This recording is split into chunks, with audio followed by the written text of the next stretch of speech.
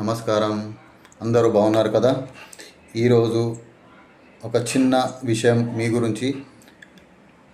ఎప్పుడైతే మనిషికి కోపం వస్తుందో, అంటే ఏదైనా ప్రాబ్లం వచ్చినప్పుడు, ఏదైనా సమస్య వచ్చినప్పుడు కోపం వస్తుంది. అవునా? కోపం వచ్చినప్పుడు మనం ఆవేశంలో ఉన్నప్పుడు మనసు అనేది, మన మైండ్ అనేది రిలాక్స్ ఉండదు. అప్పుడు మనం ఏదైతే నిర్ణయం తీసుకుంటామో ఆవేశంలో, ఆ నిర్ణయం అనేది తప్పుడు నిర్ణయం అవుతుంది. అప్పుడు మీకు కోపం వచ్చినప్పుడు మీరు ఒక 2 మినిట్స్ 3 మినిట్స్ రిలాక్స్ అయ్యి, ఎందుకంటే కోపంలో మైండ్ రిలాక్స్ కాదు. రిలాక్స్ చేసుకున్న తర్వాత మీరు ఆలోచించడం మొదలు పెడతారు. ఎప్పుడైతే మైండ్ రిలాక్స్ అవుతుందో అప్పుడే మీరు ఆలోచించగలుగుతారు. మైండ్ రిలాక్స్ అయిన తర్వాత మీరు ఏదైనా డిసిషన్ తీసుకున్నప్పుడు అప్పుడు మంచి నిర్ణయం వస్తుంది. ఆ నిర్ణయం ద్వారా మీకు మంచి రిజల్ట్ కూడా వస్తుంది. కాబట్టి ఆవేశంలో ఎప్పుడూ ఏ నిర్ణయం తీసుకోకండి.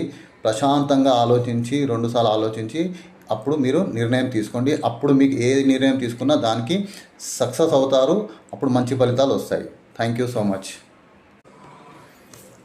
నమస్కారం. అందరూ బాగున్నారు కదా? ఈరోజు ఒక చిన్న విషయం మీ గురించి. ఎప్పుడైతే మనిషికి కోపం వస్తుందో, అంటే ఏదైనా ప్రాబ్లం వచ్చినప్పుడు, ఏదైనా సమస్య వచ్చినప్పుడు కోపం వస్తుంది.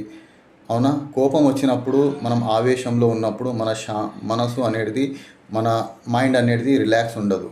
అప్పుడు మనం ఏదైతే నిర్ణయం తీసుకుంటామో ఆవేశంలో, ఆ నిర్ణయం అనేది తప్పుడు నిర్ణయం అవుతుంది. అప్పుడు మీకు కోపం వచ్చినప్పుడు మీరు ఒక 2 మినిట్స్ 3 మినిట్స్ రిలాక్స్ అయ్యి, ఎందుకంటే కోపంలో మైండ్ రిలాక్స్ కాదు.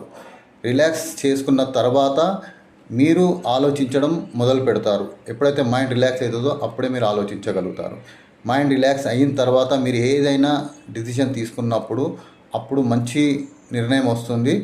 ఆ నిర్ణయం ద్వారా మీకు మంచి రిజల్ట్ కూడా వస్తుంది. కాబట్టి ఆవేశంలో ఎప్పుడూ ఏ నిర్ణయం తీసుకోకండి. ప్రశాంతంగా ఆలోచించి 2 సార్లు ఆలోచించి అప్పుడు మీరు నిర్ణయం తీసుకోండి. అప్పుడు మీకు ఏ నిర్ణయం తీసుకున్నా దానికి సక్సెస్ అవుతారు. అప్పుడు మంచి ఫలితాలు వస్తాయి. Thank you so much.